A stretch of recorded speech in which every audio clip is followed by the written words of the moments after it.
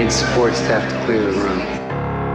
Stand up and walk now. Hello and welcome to The Watch. My name is Chris Ryan. I am an editor from TheRinger.com, and joining me on the other line, it's Andy Greenwald. What a show. What a show we've got today. for people today. We said it was going to be a special episode. It's a special episode. Coming up next on The Watch, a nearly hour-long conversation with Ethan Hawke. This episode is brought to you by Anytime Fitness. We may talk a whole lot about sports, but when it comes to keeping fit ourselves, there's definitely room for improvement. I hit this point early July. I was just like, I am not in good enough shape. I started trying to walk at least 15,000 steps a day, or hiking, or just anything to keep my legs moving. Now it's the end of 2023. I feel great. I had a physical 3 weeks ago, and the guy was like, "You're doing great. You're doing better than you were 3 years ago." I felt great. Whatever your goals are, progress is possible thanks to Anytime Fitness. Get a personalized plan and support from an expert coach anytime, anywhere. Visit anytimefitness.com to try Anytime Fitness for free. Start to train for your life. Terms, conditions, and restrictions apply. See website for details. This episode is brought to you by State Farm. From your morning podcast to your afternoon playlist, State Farm knows you personalize your entire day. And that's why State Farm helps you personalize your insurance with the State Farm Personal Price Plan. It offers coverage options that help protect what you care about most at an affordable price just for you. Like a good neighbor, State Farm is there. Prices vary by state. Options selected by customer. Availability and eligibility may vary.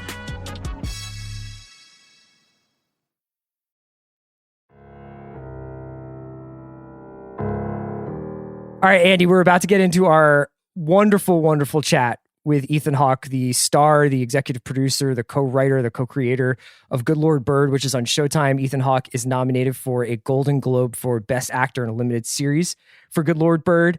If people haven't checked it out, they definitely should. It's just an amazing piece of work. He was really nice enough to give us almost an hour of his time, and we talked some about Good Lord Bird, and then everything else. Yeah, you know what they say, Chris? They say, never invite your heroes onto your podcast. I say, throw that maxim in the garbage. Always invite your heroes on your podcast. What a treat. What a delight to talk to a guy who is very comfortable talking about the acting, preparation, and performance of Denzel Washington, and also the time St. Francis asked for his own order within the Christian church. And before we get into it, I do want to say both of us talked about Good Lord Bird when it started last year. Mm-hmm. And I think both of us have admitted that we drifted from it. Sam Esmail came onto our podcast, said it was one of the best of the year. Since then, and of course, in preparation for this interview, we both revisited it, finished it. I'd like to say I'm sorry that I didn't finish it last year. My bad, our bad. It is really a remarkable show that only improves and grows and deepens when you get to the end. I think the last two episodes in particular are the last episode is up there with like the 2 or 3 best things that were on TV last year. Without question. Yeah. And it's really fun then to be able to have this opportunity to take what we got from a show like that and the creative chances it took and the excitement that we found in it and that it's so palpable in it, and then just clearly connect it to the project's beating heart and see that it came from this guy who we love to talk about. And now we love to talk to him too. And yes, we did ask about Moon Knight. Yes. Now, Andy and I have PTSD from interviewing lots of bands over the course of our life. And one thing you find out is that you think way differently about music than the people who make music think about it. So you'll ask them a question and then they'll be like, huh, yeah, no, I just kind of like let it happen. That's not the case with Ethan Hawke.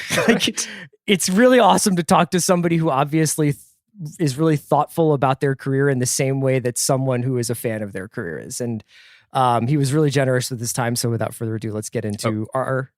Oh, and in the beginning, his dogs were there too. That's who we're talking about. It's not children, because I think we're very like, oh, who's there with you? And he's like, these are just some people. Those were dogs. Yes. Just so everybody knows. First dogs ever on The Watch. First Ethan reformed Hawke. dogs. All right, we're going to get into our talk with Ethan Hawke right now.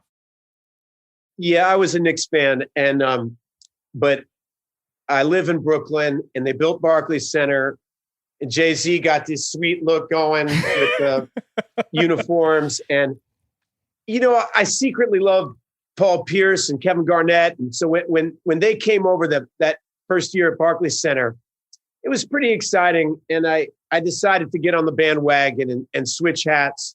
It's rare you see a Yankee fan turn into a Mets fan or a Knicks fan into a Nets, but I grew up in Jersey and often thought about being a Nets fan. You got it. You've got the credibility. That's I love Vince Carter and Jason Kidd, and I had high hopes. And now that Durant is here, it seems like the right time to represent. You were a pretty iconic Madison Square Garden goer, though. Like, there's some pretty amazing Getty photos of you hanging out courtside at the Garden. Yeah, there's some pretty ridiculous ones. There's like you and Rihanna, right? Like you're just hanging out, like taking in a game. The one that comes up the most often on the internet is one where at the first half, my son is sitting next to Rihanna. In the second half, I switch seats with my son. And so people like to make fun of me for that. But I ask you, why not? I mean, who among us? Who among us? Listen, Ted Cruz is using his children poorly. You did what you had to do. There is a clear difference. Yes, thank you. And nobody likes to say this, but I had my son's full support. That's right. Of course. That's right. He was 11. I mean, he was so excited to be at the game. I mean, he didn't care who he sat next to. Or who his new stepmom might be. It was fine. Yeah, there you go. Exactly. Well, we'll just get into it. Ethan Hawke is joining us on The Watch right now. He is one of me and Andy's favorite actors. In a lot of ways, I feel like Andy and I have grown up watching Ethan Hawke grow up. So this is kind of a trip to be talking to you right now. And we're talking largely about one of the best shows of last year, Good Lord Bird, which is just an astonishing piece of work. And Ethan, thank you so much for joining us on the pod today, man. Hey, it's my pleasure to be here, guys. So I have a first question, which came up out of some research that I was doing with it. He doesn't do that for everyone. I don't do it for everybody, but there was a story from about 2015 where I think somebody from Vulture maybe got you at like an after party for a Broadway play and asked you about a TV show you were supposed to be on called Exit Strategy. And this was a Fox series that had been ordered like back about 5-6 years ago now. And it was getting retooled. And you were just kind of like, I don't know, man. TV is a mystery to me. Like, and you just seemed kind of disillusioned with it. That show never aired, I don't think, right? No. What? No, I've never been. Well, you did some good research. I've never been asked about that show. That show kind of represented my midlife crisis. I was 40 years old. My wife was pregnant with child number 4. There was a financial, it was the years following 2008.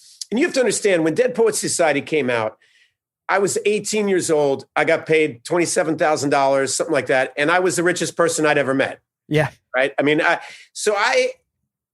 had, as far as I was concerned, I had the world by the balls, and I was having fun.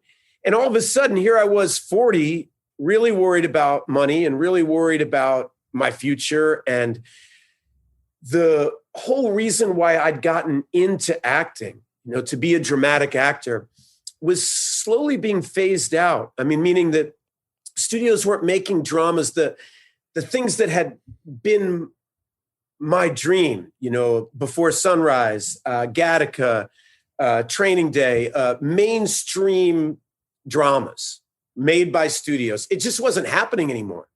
So those jobs, A, I'm turning 40, so they're not as many anyway. And B, the jobs themselves are drying up. And everybody's saying to me that TV is the future. You keep hearing that TV, everything's TV. It's the golden age of TV. That's where the writers are. And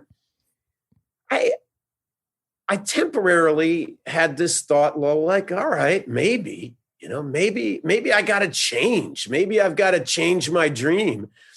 And Antoine Fuqua is my friend. He had directed me in Training Day, and he had directed Brooklyn's Finest, 2 of my favorite experiences making movies. And love both of those. And he's just a great director. And we got approached to do this. In my mind's eye, it was going to be some badass American James Bond kind of thing, and I thought, well, if it was a big hit, maybe I could control it and turn it into something kind of interesting, and I could cast my friends, and Antoine was there, and we were going to make it cool. And it's really hard to make good television. Yeah. I mean, sometimes you flip through the channels and you're like, why is all this shit so bad? There's a great kind of gravitational pull to mediocrity. I mean, it's just, they want you to do something that they know for sure is going to make money, right?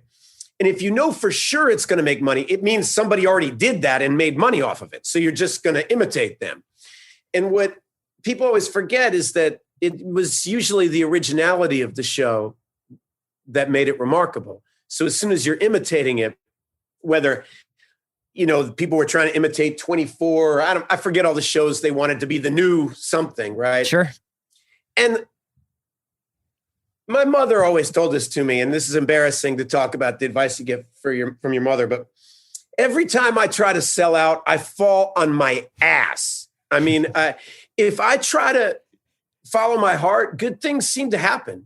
Everybody in my life told me not to do Before Sunrise, and it turned out to be one of the best experiences of my life, working with Richard Linklater and establishing that friendship. And that was not something people were advocating for me to do at that moment in my career. And that goes well. When I try to be a popcorn superstar, I make something terrible. It's somehow not in my nature. So I tried my best to make a hit TV show. Nobody in the world liked it. And I'll get to the point, Antoine Fuqua is a big hotshot director and he did a great job and I'm supposed to be in it. And I've never done television. And I guess it just was neither fish nor fowl. Mm-hmm. It wasn't cinematic enough for Antoine and I, and it wasn't television enough for the people making it. And I think they just cut us from the team, Yeah. And I remember I got the call. It was one of those bad news calls from the producers. I don't think they're picking up the pilot. And my wife and I were looking at each other yes. and it kind of rebooted and revitalized the next 10 years of my life, to be honest. I was so relieved to be let out of that contract I really feel like it was fear that was driving me at that moment. And I have a wonderful partner in my wife, and she's like, listen, you don't need to get a job and be miserable like everybody else. So we go broke, big deal. Let's have fun. We're going to be dead soon. What do you want to do? Let's do that. And so I started throwing myself at projects that I loved. And I really started working about twice as hard. I've spent the last decade working so much. And I just decided that if they weren't going to be making dramas anymore, I'd keep making them. And if I wasn't going to get paid, I wasn't going to get paid. And I was going to try to go down swinging with what I loved. And ironically, my real first go at television turned into one of my favorite things I've ever done in my life. The Good Lord Bird means the world to me. It's been some of the greatest collaborations I've ever experienced and subject matter that is unendingly interesting and important to me. And so it all kind of fell into place. Well, that's a perfect segue because I really respond to what you're saying, Ethan, this idea that even if you everyone has the best intentions when they get into something, but the slide towards mediocrity or towards safety is really, really tough. It's gravity and it pulls everybody, whether you're aware of it or not. And I'm just curious how you then had that muscle memory going into something like The Good Lord Bird, which takes some wild swings. And it's what we admire it for, from the very first episode, from the typeface, for every little piece of production design you put into it, to those remarkable shifts in storytelling and, I'll say the word again, tone that really made it such a special piece. It was one of those go big or go home moments. I remember when I did the first scene, a lot of people just, when you tell them you're making a movie about John Brown, they get this very pious, important look on their face. Oh, we're talking about race in America. We must be serious. And we're doing something quote unquote important. And the trouble with that kind of body language and behavior is they're secretly telegraphing that it's not something they really want to see. It's not going to be fun. It's not going to be interesting. And the genius of James McBride is he's talking about some of the nation's greatest hurts and greatest wounds, but he's doing it with so much humor and so much love and so much incendiary ideas. No sooner have I, rescued this young man that I shot his father and I put him in a dress. I mean, it's just idiotic, right? Yeah. And I remember when I first started doing this, some of the people that weren't deeply familiar with the material were like, is he really going to keep acting like that the whole time? You know, you hear whispers behind you at the dressing room and the bathroom. And I felt, I'm 50 years old now, and I was just going to go for it. You know, that I had McBride's trust. He believed in me. And I knew in my heart that I'd love this material. And usually if you love it, there are like-minded people out there. And I just knew we had to protect what we loved about it.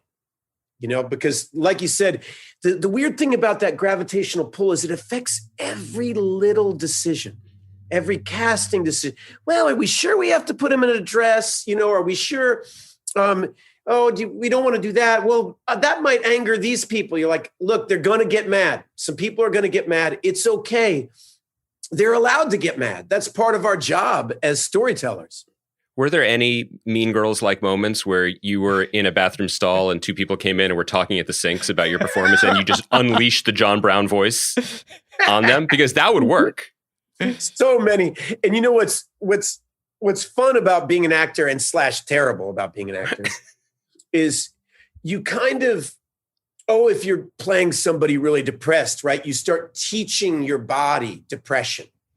You start reciting these words, you're trying to believe these thoughts. And, if you're playing somebody violent, you start teaching your body a violent reaction. And, you know, I would be on camera all day shouting at people, right? That's my character, right? I'm shouting at everybody, do this, do that. And then, you know, they'd say cut and I'd have my meeting with Showtime and I'd start shouting at all of them. You know? I was wondering about that. Doing that, you know. You take it to craft services, you're like, no, peanut M&Ms. Like, exactly. Where's the vegetarian lasagna? Gets results. Gets results. People respond. But you could just say that's I'm method acting. You're not being a tyrant. You're just staying in character. You know, the thing about method acting that's kind of confusing is that what people think it's some kind of deliberate idea of staying in character. And the thing about what Strasberg and Kazan and everybody was doing back in the 50s when this whole method idea started is it's about the imagination and inviting your personal self to your imagination. So letting the character and yourself intersect. Right. And if there's obstacles to that imagination, you know, if Daniel Day-Lewis wants to live in a wood shed, it's not that he doesn't know his name is Daniel Day-Lewis and he's playing Abraham Lincoln. It's that he's trying to fill out the imaginative life of what it would be like. Because you never know what that little detail is going to be that's going to unlock the character for the audience. And so what happens is it gets into your bloodstream. It's not a deliberate thing. It's a creative process and it's a little shamanistic in a way. You don't mean to be yelling at the craft service guy in character. It just starts to happen. Yeah. And on a way you could call it madness. In another way, it is controlled madness. You're inviting it into your life. And the trick is figuring out how to get out of character, right? Right. You know, one of the things thematically that really interested me about Good Lord Bird is the fact that it's both a coming of age story for Onion, but in a lot of ways it's a coming of age story for the country, you know, and it's about this kind of moment of real, well, almost a pre-moment of volcanic change. You know, it's the canary in the coal mine in some respects. But I know that a lot of people very closely associate you with coming of age work, you know, whether it's something like Dead Poets or it's something like Boyhood, where you're on the other side of that. But I was wondering whether or not that theme resonated for you when you read the McBride book and when you were starting to plan out the series, where that was something that you guys were consciously thinking about. It was. I mean, you wouldn't think this quickly, but even Training Day, in a lot of ways, is a coming of age story, you know? And I saw a lot of Jake in Onion, so to speak. I mean, one of the things about when I was playing Jake in Training Days, yeah, when you walk out of the movie, you talk about Alonzo, you talk about Denzel's performance, but it's Jake's story. You know, I mean, it starts with Jake, There are scenes that Alonzo is not in, that Jake is in. It ends with Jake. And he's the character who changes. And he's the witness role in a lot of ways, you know, and as you said, it's the person who is coming out. And I knew for Joshua, who was playing Onion, that this was his movie, that we would go as far as he would take us.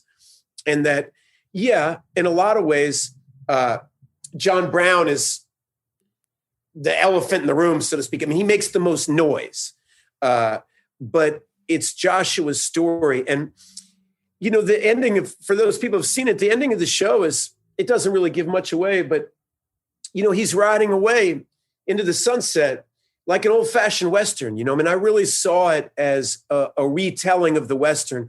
A lot of the Westerns we all grew up on don't address the main issue of that time period, is that, you know, this land was being stolen from an Aboriginal people who inhabited it. It was being worked over by people brought here at gunpoint, you know, and it just ignores these major stories. And the story of Onion is a beautiful way to kind of retell a Western and have the focus be on what was really happening. The idea of changing the camera, where it's pointed in a story like this, is so crucial to the work. And one of the things that I was most struck by about the show as a whole, but also specific choices you made in your performance, was kind of this idea, and this is a modern term, this is not obviously in the show, but this idea of kind of heroic allyship, right? Which is a very modern way of phrasing things. But as we see through The Good Lord Bird, Brown was so fanatical about his cause, he sort of ran roughshod over good sense at times, over his own family. And sometimes, and I think you depict this really wonderfully, over the very voices of the people he's trying to help, you know. And I thought that of all the many themes at play here, I thought that was one of the most striking and relevant, you know, particularly for living in a world where three people who look like the three of us are trying to be productive we want to be partners. on the right side of history now, whatever that is. We want to not be a part of the problem. We want to be part of the solution. One of the things that I had a really amazing experience in the Bill Maher show. I was doing press for First Reformed, and I was on the Bill Maher show with Killer Mike, rapper from Atlanta, and your co-star. And my co-star. Well, we struck up a conversation there, and I was telling him that, you know, one of my passions was trying to get The Good Lord Bird made, and he shook my hand and said, "Listen, if you ever get that made, I have to be in it. John Brown's one of my heroes." And if anybody's interested, Killer Mike has a lot to say about the warm, benevolent face of white allyship, which allows for crimes to continually happen, that we all mean well, but don't do anything about it. And the thing about John Brown is he kind of took it a step further. And he said, "I'm not going to be your ally. I'm going to be your co-conspirator. I'm not just going to like smile from across the lot while your land has no water and no sun and leave you stranded. I'm going to be your co-conspirator." And I think what he did then, and as a storyteller, the value of telling his story is he can continue to work his magic, was to show white Christian America, was to ask them a big question about, you know, how much do you have a fire in your heart for justice? Do you really believe in equality? Is your identity to your political party bigger than your identity as a Christian? You know, and those are some profound questions to ask people. And I think it's part of why McBride really chose this subject matter. It's a calling card. You know, what John Brown provided, you know, he woke up Ralph Waldo Emerson, right? He woke up Walt Whitman. He woke up Henry David Thoreau. Those guys were on the verge of being woke, but they made him do something about it, rather than just kind of saying, "Hey, I don't think it's very nice what you're doing." Like, no, we're going to stop it. You know, and it's as a storyteller, you know, I mean, in a way, we live, you know, we're doing this podcast and everybody's Zooming and we live in this world of technology, but really you guys are storytellers. What's the subject matter we're going to talk about? It's an oral history, how we communicate what's important to each other. And I think McBride really picked this subject matter because it's a story that was getting washed away, the story of John Brown and how the Civil War started, because it does provide a face of a white America that is something we can be proud of. And why not give people a lane to run in? But I also think, and this probably speaks to the brilliance of McBride's lens, but also the work of you and your collaborators, which is that the camera goes to the faces of the formerly enslaved men who are with him. It goes to their rolling eyes. You know what I mean? It does not hide from the fact that Brown can be outrageous. And, you know, the central conceit running through the whole story is that for all of his certainty, he doesn't enlist. I mean, I guess the end complicates it a little bit, but he doesn't seem to even notice that the young girl he's rescued is actually a boy. Is in fact a boy. And that's just showing white hypocrisy, right? I mean, you know, I think when the story begins, Onion sees me as an old white dude. That's who I am. I'm not a person with a love life or a family or faith, or I'm just an old white dude. And I see him as a tool to raise money for my cause. I don't see a human being. I don't even know if he's a boy or a girl. And my character, and it's showing human folly, that you can say all the right things and be doing absolutely the wrong thing, or it's human being. We're all so confusing. And I think it's a way that McBride kind of gets rid of the pretentious, important quality of the story, is to say, even though John Brown was doing a lot of the right things, in a lot of the ways, you know, he wasn't woke by today's standards. Oh, yeah. This episode is brought to you by Mint Mobile. New Year's resolutions are fun the first couple of weeks. Then you kind of maybe conveniently forget about them halfway through January. No shame. It happens to us all. But this year I have a foolproof plan, at least when it comes to saving money. Just switch to Mint Mobile and you're done. Goal accomplished, because for a limited time, their wireless plans are $15 a month when you buy a 3-month plan. The great thing about Mint Mobile is there's no jaw-dropping monthly bills or unexpected overages, and all plans come with unlimited talk and text. Get this new customer offer today at mintmobile.com/watch. Additional taxes, fees, and restrictions apply. See Mint Mobile for details. You know, I was wondering, you're somebody who's obviously an active participant in a lot of the films and now TV that you work in, but when you first read McBride, how quickly did you go from being a reader to being a writer? How quickly did you go from starting to just sort of enjoy the text to, oh, I can tell this story in a way? It's funny because if I really think about, like, if I don't give you a pat answer, it was really mysterious. I read the book because a cinematographer on Mag 7 was watching me, and he said, you know, you should play John Brown. And I was like, what makes you say that? And he showed me this book. And so I must have, in some of the back of my mind, read the book thinking that maybe I could play the part. Sure. The funny thing is that as I read it, I completely forgot about that. I laughed so hard at the book. I loved it so much. And I also, to be honest with you, I just didn't think I was old enough to play it. You know, I've been acting since as a kid. I don't see myself as old man John Brown, right? Yeah. You know, I remember when I finished it, I gave it to my wife, and she was like, you know, we had that feeling that you get in your chest that you just want to share the book with everybody. And I said, you know, could this be a movie? And it was her idea to say, no, this could be a series. I mean, you wouldn't want to, what would be the right 2 hours of The Good Lord Bird? You'd ruin it if you lost its epic quality. And I remember at first thinking that maybe I would play Owen and see if Jeff Bridges wanted to play John Brown or Robert Duvall. Like, that's kind of how I was thinking. And then slowly I started, there's an old expression in actors, you know, that you got to play King Lear 10 years when you're too young for it, when your knees are still good. Yeah. You know, like something, well, actually, you know what? This guy's got to ride a lot of horses and get in a lot of gunfights. Maybe I am. And shit, damn it, my beard has gone gray. You know, I mean, damn it, when did this happen?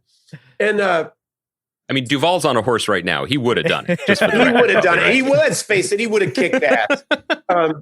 But it was an evolution, you know, over a period of months. And I met with McBride, and I had that feeling you get where you're like, I want to do whatever I need to do to spend more time in a room with this guy, because this is one of the most interesting minds I've ever come across. And the project just started developing, you know, and the idea of adapting it became, it was weird. I was doing First Reformed around the same time. And I don't know how well you know that movie, but there's a certain spiritual kinship to John Brown and Reverend Toller.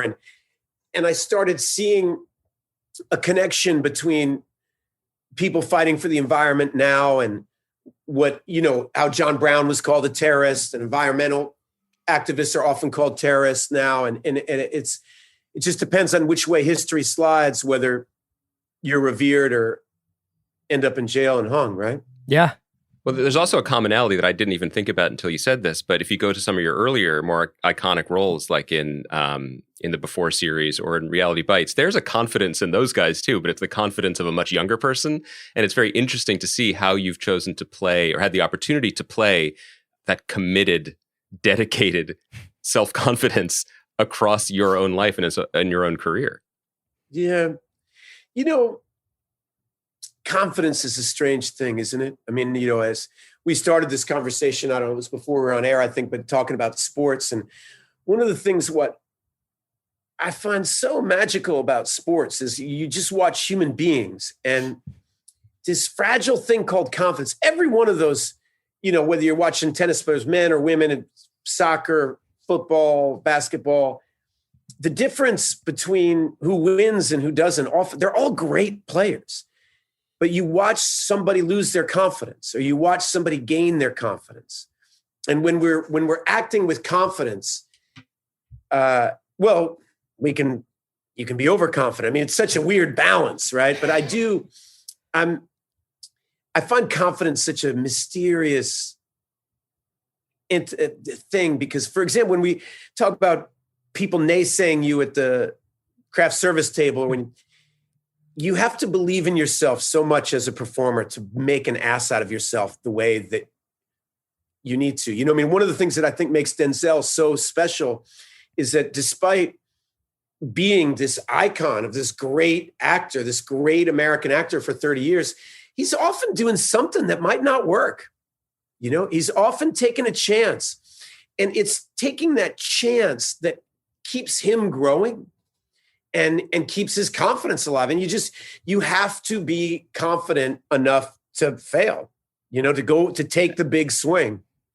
And I sorry, I'm going to step on Chris here, but you mentioned sports. And while I was preparing for the podcast, I was thinking about your career and all the great roles I've enjoyed you in, and sort of, Chris and I also are big fans of your career as like a CV, because we're talking about the choices you make and love seeing the surprises that come up. And it occurred to me there's that sports cliche of like letting the game come to you. And that's what it feels like you have done from the outside in your career. So I Googled that. Does anyone get credit for that phrase? So I Google it.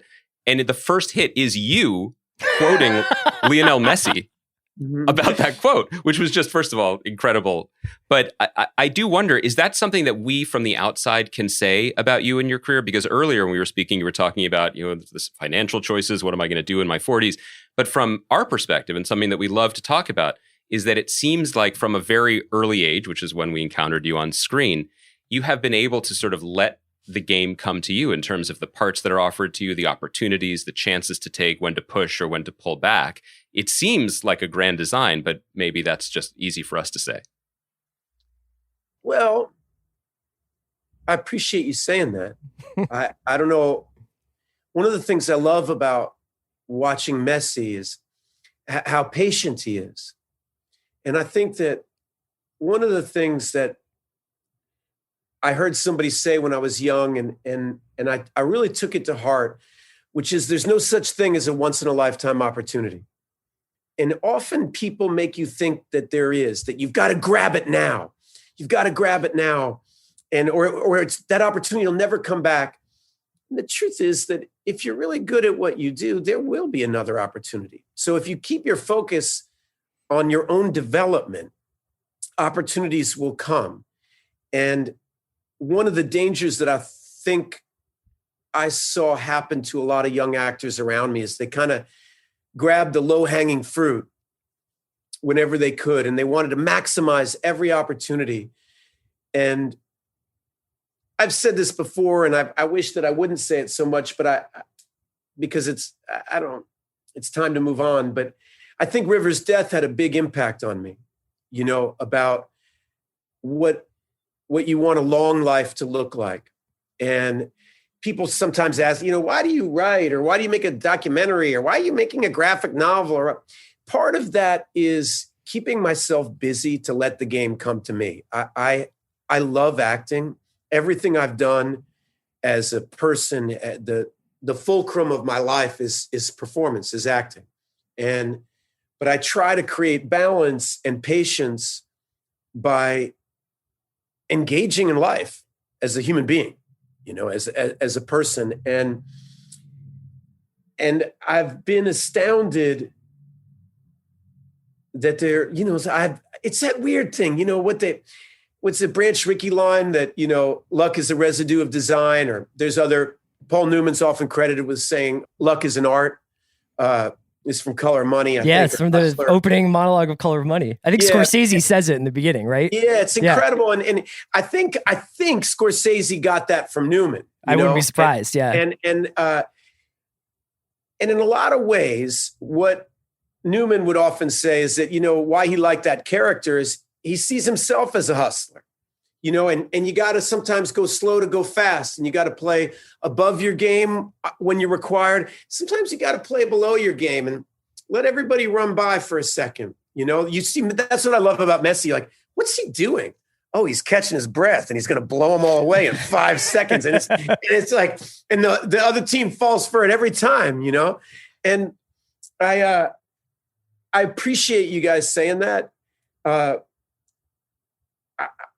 I've found that if you listen really carefully to your own life, some good things can happen, and maybe that is another way of saying you'll be able to handle bad things happening, because they're going to happen too, and a lot of how we handle the negatives and how we handle the positive, that's what makes up a CV, so to speak, the long game. I mean, even just the microcosm of the stuff you've worked on with Jason Blum, for instance, where it's like you've done these thrillers and horror films with him. You've done a movie that our producer Kaya and I saw at South by called Adopt a Highway that I wish more people had gotten a chance to check out, that Logan Marshall Green directed.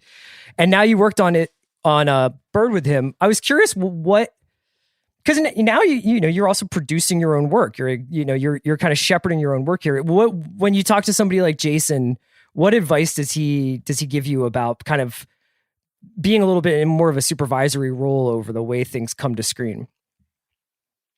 Well, Jason's a fascinating human being. I mean, he's a true original. We met. I started a theater company and I was the artistic director and he was a producing director. He was right out of college and he was the first, I would be running around at parties or different things, Dead Poets Society had already come out. And so I would get invited to different events and things. And he was the only young person I ever met who said, hello, I want to be a producer. Most people come to producing because a couple other things didn't work out, and they're playing it that way. He saw an avenue for himself and he really likes making things happen for other people. He's kind of he's a great general manager, so to speak. He produced my Hamlet when we were young, we did it. We've also done Ty West Western, in a Valley of Violence. In a lot of ways, I see The Purge often gets named as a horror film, but really it's science fiction. It's violent science fiction. I'm proud of that movie about what it's saying sociopolitically. It's a powerful piece about imagine in the future when rich people don't care at all about poor people. And I've learned a lot from him because he looks at the world as a producer.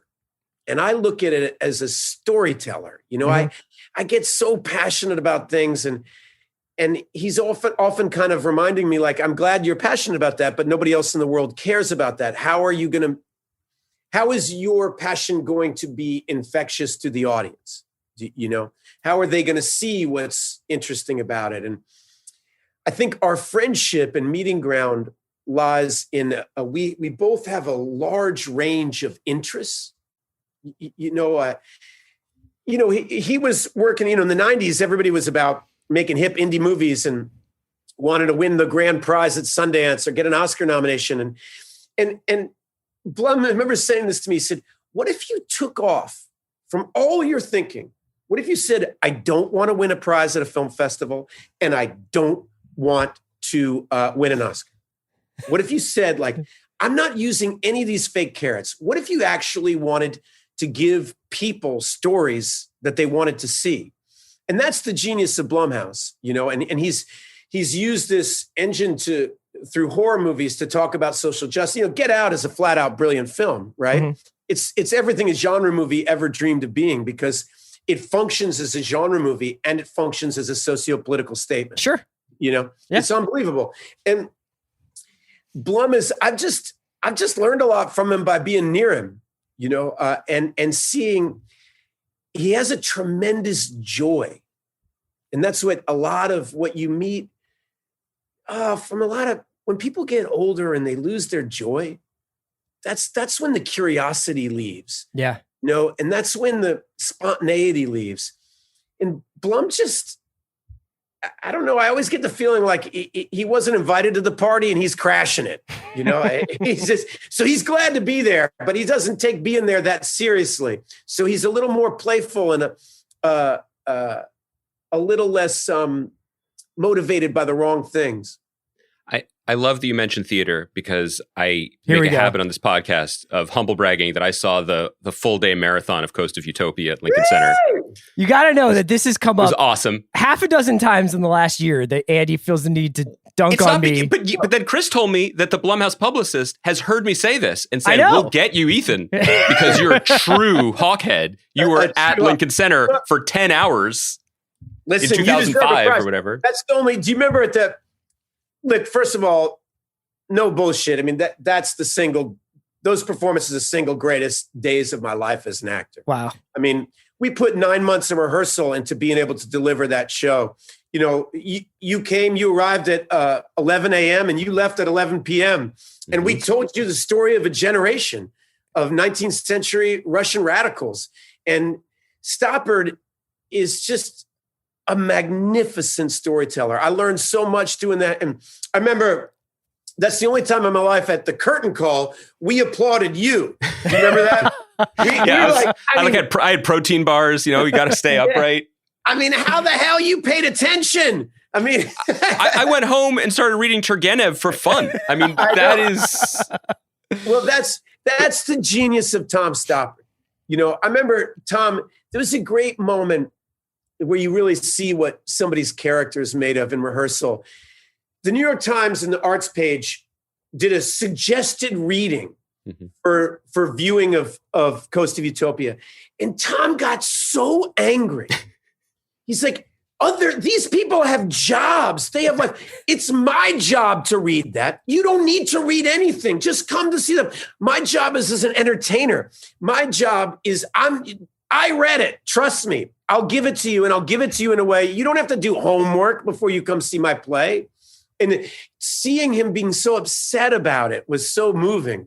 I love that. And so I wanted to use the opportunity to once again humble brag that I was there for that as a jumping off point, because of the choice that you made to be a part of that and how meaningful it was to you, to ask you a question that I feel like doesn't get asked a lot of actors, and maybe with good reason, because maybe on some level it might be offensive, but I'm gonna throw it out here.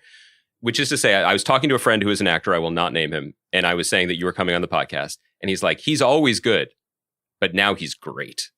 And what I realized we never really have the opportunity to talk to actors about is how they feel about improving and getting better as a craft. You know, which is not, I don't bring that up to say that there were movies where you were bad in, but it does suggest that even the way you speak about acting and your love for it and what you learned from Tom Stoppard, that every stop on this journey has contributed and has been additive. And I wonder if you think of yourself as a better actor now, and if there are inflection points along that journey. Well, definitely. I mean, it's actors don't want to talk about that, because as soon as you start talking about it, it involves you saying that you've improved, which sounds egotistical or something. Right. It's a hard thing to discuss, especially in the arts. You know, one of the things I'm jealous about the sports analogy is that if you play point guard, you're either getting more assists or less assists. You're either winning more games or you're losing more games. There's a math to it. And there's no math to my life as an actor, meaning I've gotten terrible reviews for projects that were absolutely essential to my development as a performer, and that nobody else is in charge of that. There's no equation. Now, this is an argument Jason and I often have. I'll send him a script and he'll say, I'll never make a dime off that. Nobody wants to see that. And I'll think, but it's so important that it get done. That this just has to exist. I want to believe in a planet Earth where this has a home. You mentioned Adopt a Highway. It's a tiny little gentle film. It's like a Dennis Johnson short story or something. Yeah. But I want to believe in a world where a movie like that can get made, and have I improved? If I didn't believe that, I'd be dead. It doesn't mean I'm probably not the right person to sit in judgment of how my work is improved or not. I can tell you there's some pivotal moments working with Philip Seymour Hoffman and Sidney Lumet on Before the Devil Knows You're Dead. I'm touching in Sidney Lumet. I'm touching live television. I'm touching the Actors Studio. I'm touching Lee Strasberg and Pacino and Marlon Brando. I was directed by a man who directed Marlon Brando in a Tennessee Williams piece, and I'm doing it with a peer who was one of the most ferocious artists I've ever met. Philip did not suffer fools lightly. He was tough to work with in a thrilling way.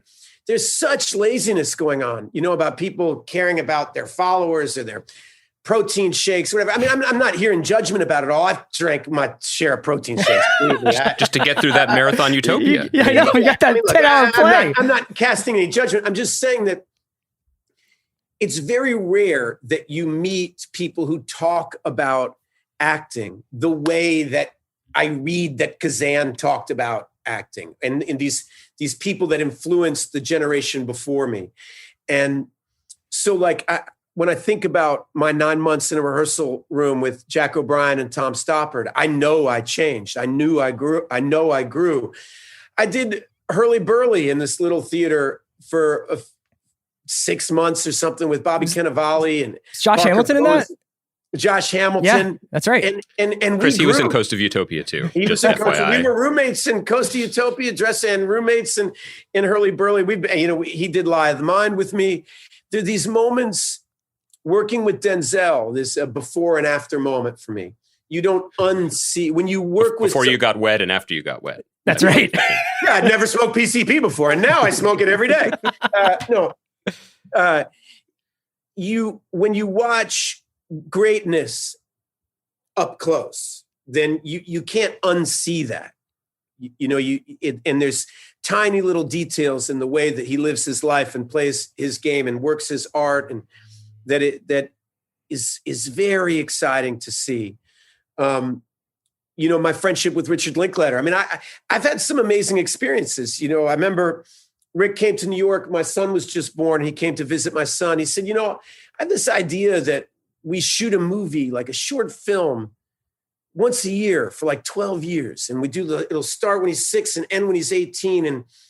And I realized I was being asked to use time as clay. And I don't know that any actor's ever been asked to do that. Yeah. Ever.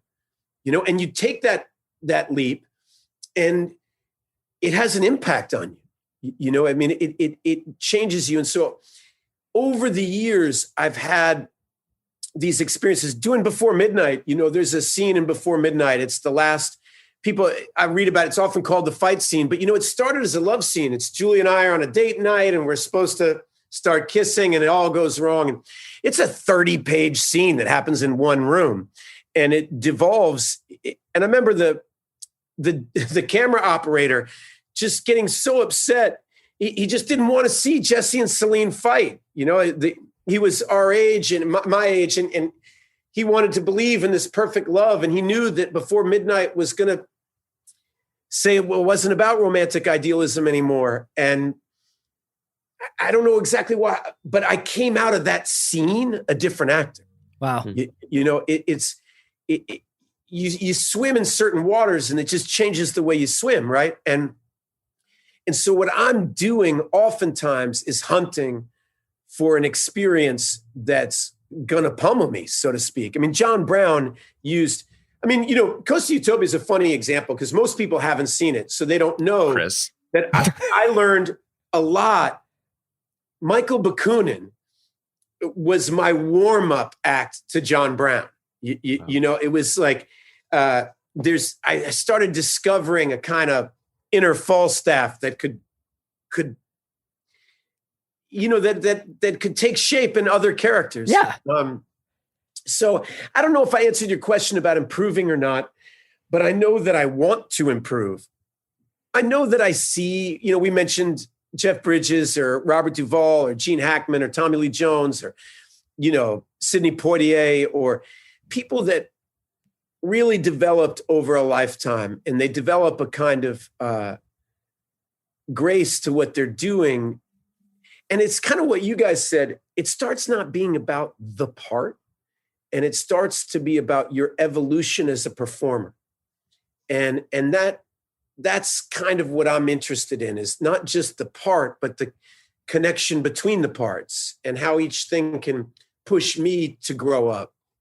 So I guess that's a good segue to ask you a little bit about Moon Knight, if that's cool with you, because I think this is something that on our pod, Andy and I talk quite a bit about, both our love of and fear of the rise of these sort of mega franchise intellectual property behemoths. And we'll be like, boy, like the kid in us and even the adult in us really adores the fact that we are getting all these stories. But there is also like, we worry a little bit about the adopt-a-highways out there. You know what I mean? Like about the availability of stuff like that. And I think we're raised by like this kind of 90s ethos of like, I'm not selling out, but like a little bit of one for me, one for them.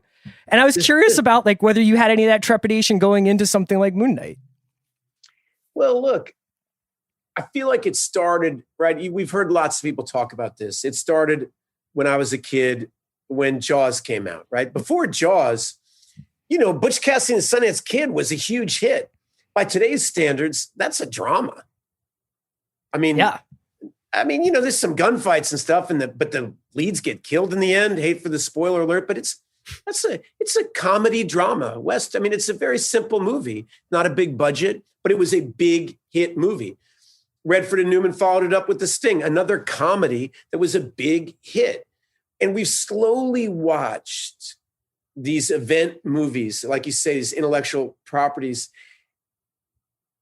I have no problem with them as movies, whether we're talking about Poseidon Adventure or Towering Inferno, or we're talking about Spider-Man. It's like it's part of a legacy of how much shit can we blow up, and what's the danger for me as now an elder statesman of my profession? The danger is it gets harder to watch Cries and Whispers. It doesn't get easier. You're conditioning audiences to have all the work done for them, and you're just robbing them of their own creativity. The genius of the great films of the past is often that they ask a lot of the audience. And, to use an obvious example, Citizen Kane asks a lot of the viewer. Yes, it's fun. It's entertaining as hell. Working with Paul Schrader, I had a big wake-up call about this. He really wants you to participate. He's inviting you to watch this movie. Not just anybody, you're allowed to have your own reaction to the film. He is not telling you what moment you're supposed to cry at. He doesn't even tell you it's definitively about this or it's definitively about that. He's inviting you in to have your own discerning mind. And it gets harder and harder, I think, for young people. Look, now I watch movies with my kids, and if the scroll comes up on the bottom of the screen about what's coming up next, it's like there's so much engagement to our ADD, and I remember just wanting to bawl watching Wall-E. You remember that movie? Yeah. And watching these people with their little fat fingers and their little roller balls just pressing play. There's an article came out yesterday where Scorsese is taking us all to task. Yeah. And, he's brilliant. He's really brilliant. We have to be careful what we celebrate. as a culture. Because if we make something important, if we say One Flew Over the Cuckoo's Nest is important, people will watch it if we talk about it. If we say blowing up all these buildings is the thing you have to see, that's what everybody's going to see.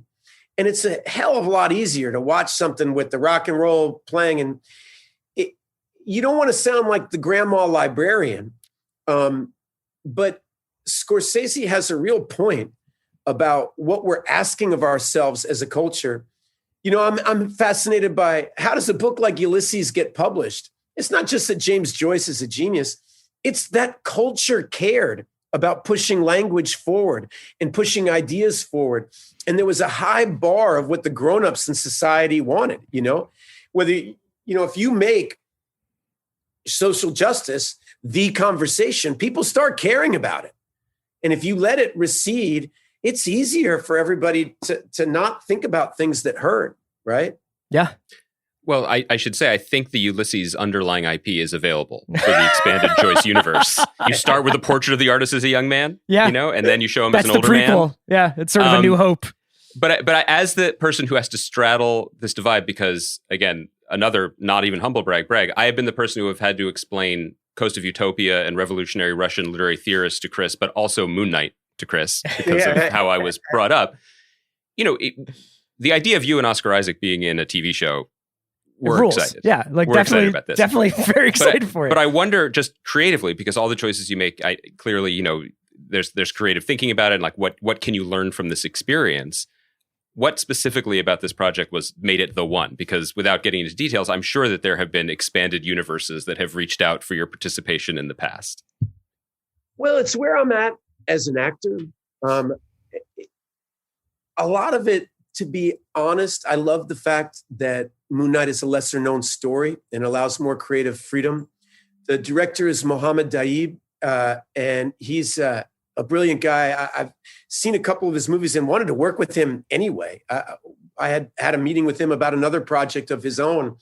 And a lot of it is Oscar to me, to be honest with you. I find him to be a very exciting player in my field. I like what he's doing with his life. He reminds me of the actors when I first arrived at New York that I looked up to. I mean, Oscar's younger than me, and I like the way he carries himself, and I like the way he thinks. And in general, good things happen when you're in the room with people that you like the way they think, right? Mohammed's going to do a good job. He's a serious person. I don't know if you guys have seen his films, but he's a serious artist. And you have to speak to your time, right? You know, you can't pretend you don't live in the time period that you live in. You have to try to make your time period better.